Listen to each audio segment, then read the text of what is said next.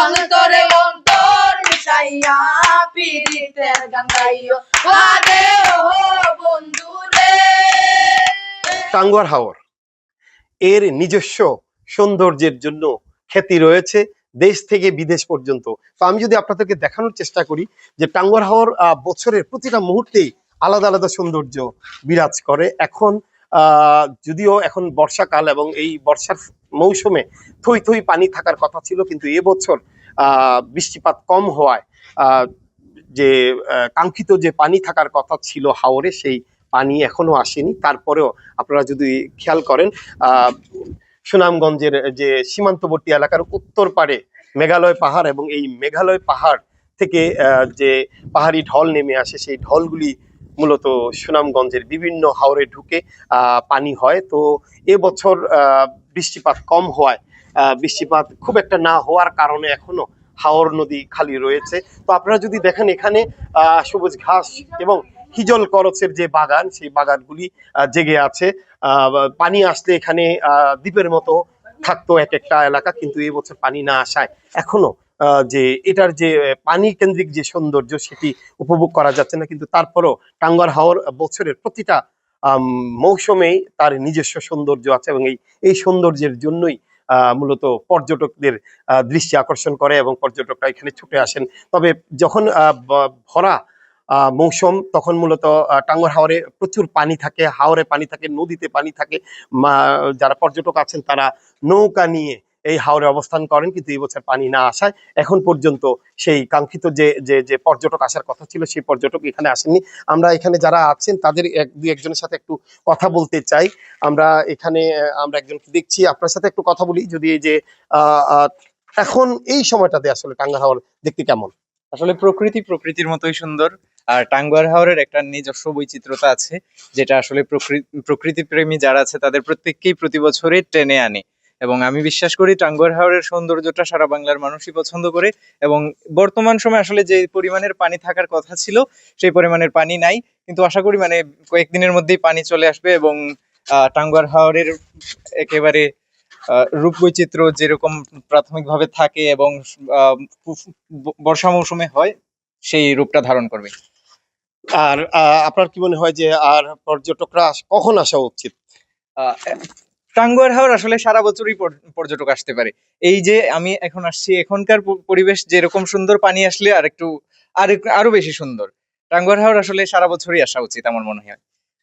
তো আপনারা শুনছিলেন, উনি বলছেন যে সারা বছরই, আমরা যেটা বলছি যে টাঙ্গুয়ার হাওর সারা বছরই সুন্দর এবং টাঙ্গুয়ার হাওর মানুষকে সারা বছরই টানে।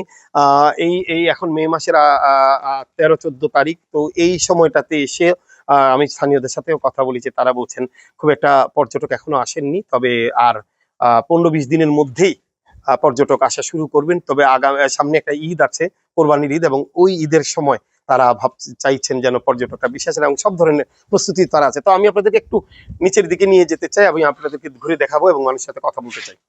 তো এখানে আমরা দেখছিলাম, তবে এখানে টাঙ্গুয়ার হাওর কেন্দ্রিক এখানে কিছু ছোট ছোট শিশুরা থাকে, যারা পর্যটক আসেন তাদেরকে গান শোনায়। তোমরা কেমন আছো এবং তোমরা যে গান শোনানোর জন্য সব থাকো, এবার পর্যটক এসেছে না, আরো পরে আসবে, বরকা ঈদের পরে আসবে। ঈদের পরে আসবে। তো গান শোনাতে চাও টিভির দর্শকদেরকে? আচ্ছা, শোনো। আরে ও বন্ধু রে,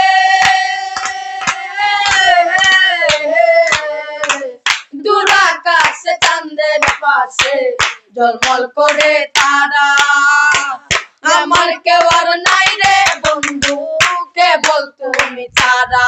তুমি বুকের ভিতর রইও রে বন্ধু, বুকের ভিতর রইও, অন্তরে অন্তর মিশাইয়া পীড়িতের গান গাইও আগে ও বন্ধু রে।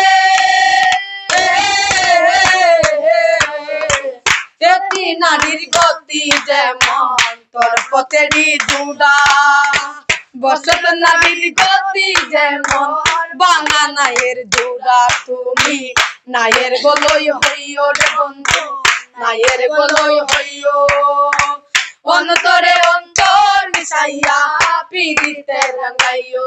বান্ডেল থাকলে প্রতি সেনমানিতে টাকা বাঁচবে। বিকাশ সেনমানি বান্ডিল কিনে জিতুন প্রতি লেনদেনে। তো শুনছিলেন তারা এমন করেই মানুষকে বিনোদনের ব্যবস্থা করে থাকেন এবছর কাঙ্ক্ষিত সেই পর্যটক না আসায় তারা অনেকটা মানে যে বেকারই বলা যায়, তারা এই সময়টাতে তারা খুব বেশি ব্যস্ত থাকেন। এই সময়টাতে ছোট ছোট নৌকা নিয়ে তারা পর্যটকদের গান শোনানোর ব্যবস্থা করেন, নিজেরা গান, যারা খুশি হয়ে যাদের কত কত দেওয়া লাগে তোমরা রে? এই তো যার খুশি তো যার খুশি যত ওরা চাইছে এই এলাকার মানুষ যাতে পর্যটক চলে আসেন এবং এই এই এই হাওরের যে প্রাণ, পানি আসলে যে প্রাণ ফিরে যাবে পাবে, সেই প্রাণের অপেক্ষায়, পানির অপেক্ষায় আছেন এই অঞ্চলের মানুষ। তথা তো আমি আরো যদি দেখানোর চেষ্টা করি যে এখানে আসলে সৌন্দর্য, চমৎকার বাতাস বইছে।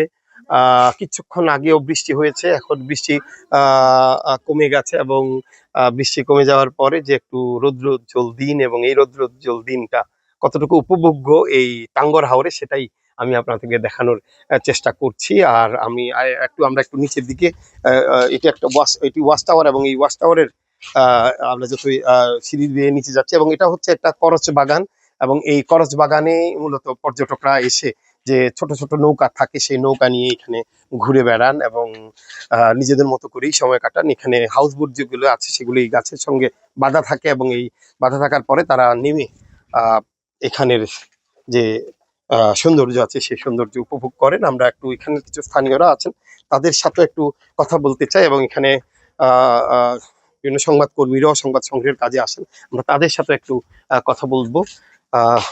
যেটা বলছিলাম যে এখানে স্থানীয় আমাদের সংবাদ গণমাধ্যম কর্মীরাও আসেন, একটু কথা বলতে চাই আপনার সাথে।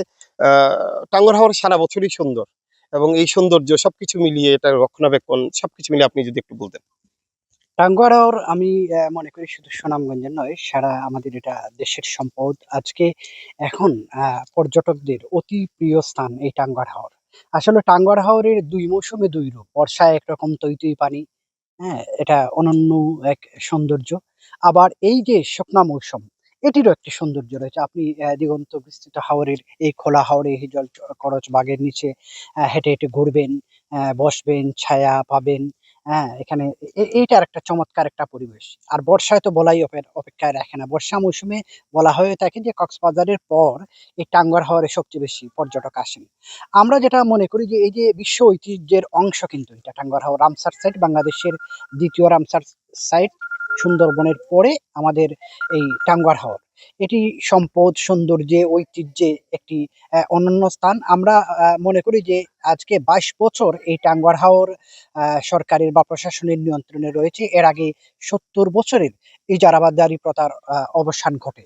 তো আমরা যেটা স্থানীয় মানুষ হিসেবে যেটা মনে করি যে এই যে রামসার সাইট ঘোষণার পরে এই টাঙ্গুয়ার হাওর কেন্দ্রিক মানুষের জীবন, জীবিকা, পরিবেশ, প্রতিবেশ, সম্পদ, জীববৈচিত্র্য সহ যে উন্নয়ন হওয়ার কথা ছিল, আমাদের যে প্রত্যাশা ছিল, যে আকাঙ্ক্ষা ছিল, সেটি আসলে পুরোপুরি আমরা মনে করি বাস্তবায়ন হয়নি, বা আমাদের যে সফলতা আসার কথা ছিল সেটি আসলে টাঙ্গুয়ার হাওরে আসেনি। আজকে খেয়াল করেন যে টাঙ্গুয়ার হাওর কিন্তু এখন কোনো প্রকল্প নেই, কোনো ব্যবস্থাপনা নেই। স্থানীয় প্রশাসন এই বিশাল হাওর, প্রায় ১২,০০০ হেক্টর জমি নিয়ে এই টাঙ্গুয়ার হাওরের যে আয়তন, এখানে মাত্র ১০ থেকে ১২ জন আনসার রয়েছে ২টি ক্যাম্পে।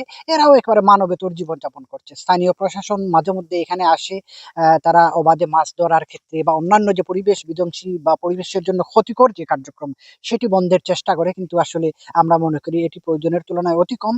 আরেকটা বিষয় যেটা হচ্ছে পর্যটন। পর্যটনকে আসলে পরিবেশ বান্ধব পর্যটন এখানে আমরা মনে করি যে খুবই গুরুত্বপূর্ণ। না হলে যে হাওরের জীববৈচিত্র্য, পরিবেশ, প্রকৃতি, পরিবেশ, এটার উপরে একটা বিরূপ প্রতিক্রিয়া পড়বে, এবং পাশাপাশি সরকারের উচিত যে এখানের মানুষজনের বিকল্প কর্মসংস্থানের ব্যবস্থা করা, যারা হাওরের উপর নির্ভরশীল, যারা এটাতে কৃষি, তারপরে মৎস্য সম্পদ, এটার উপর নির্ভরশীল।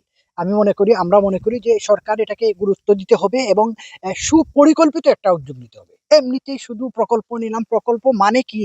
একজন উপদেষ্টা বলেছেন, আমরা ফেসবুকে একটা ভাইরাল পোস্ট দেখি। আমরা মনে করি সত্যিকার অর্থে যে হাওরের যে ৮৮টা গ্রাম, এই গ্রামের মানুষের জীবন জীবিকা, হাওরের প্রকৃতি, পরিবেশ, পর্যটন সব মিলেই একটা দীর্ঘমেয়াদী পরিকল্পিত সমন্বিত উদ্যোগ আমরা প্রত্যাশা করি।